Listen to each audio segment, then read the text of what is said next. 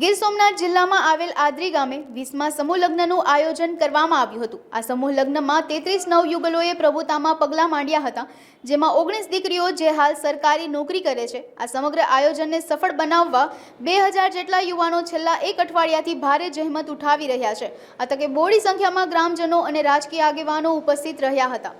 આહિર સમાજ આદરી દ્વારા આ 20મો સમૂહ લગ્ન છે અને 20મા સમૂહ લગ્નમાં આજે 33 નવ દંપતીઓ જોડાયેલા છે।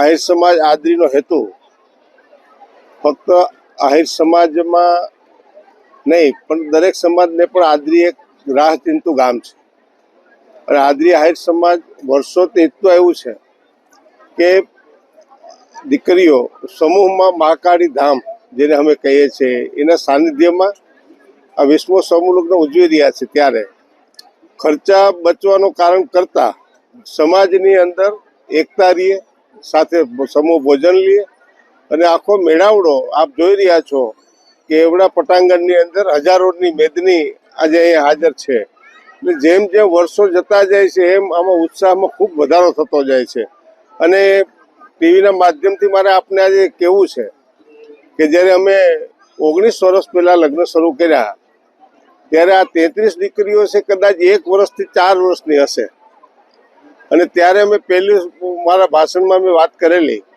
કે ભાઈ દીકરીઓને ખર્ચો કરવા કરતાં શિક્ષણ પાછળ આહિર સમાજની દીકરીઓ દીકરા શિક્ષણ લે એના માટેનો ભાર મૂકેલો, એનું આજે અમને રિઝલ્ટ જોવા મળ્યું છે।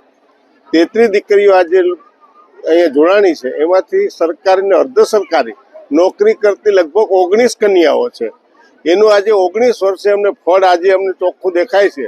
એટલે સમાજને હું વિનંતી કરું છું કે આવા સમૂહમાં જોડાય અને સમૂહનો જે ફાયદો છે એ ખરેખર આપણા પરિવાર અને ગરીબ માણસો કે તવંગર હોય દરેકને સમાજમાં સમૂહમાં જોડાવવું જોઈએ।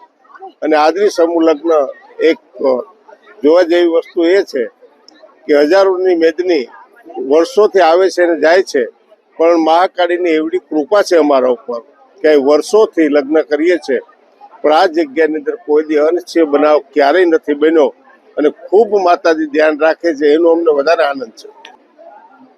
ગરીબની દીકરી હોય કે તવંગરની દીકરી હોય, આપ જોઈ રહ્યા છો કે તેંદી મંડપો છે, એમાં ગરીબની દીકરી પણ એ બાજુમાં હોય અને તવંગરની દીકરી પણ એ જ મંડપમાં હોય।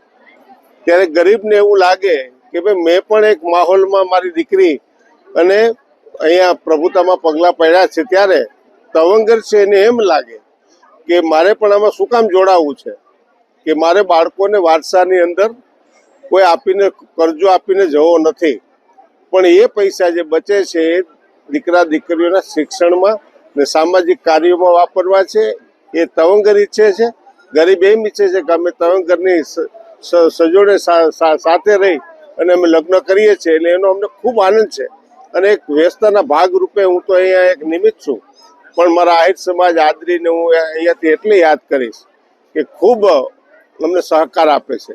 આજે હજારો લોકો 2 દિવસથી અહીંયા મહેનત કરીને આ સફળ કરે છે, ત્યારે અમારા આહિર સમાજ ગૌશાળા ટ્રસ્ટ, અમારી ગ્રામ પંચાયત, દરેક યુવાનો ખૂબ મહેનત કરે છે। ત્યારે બધાને હું અહીંથી ખૂબ ધન્યવાદ આપું છું, બધાનો ખૂબ આભાર માનું છું।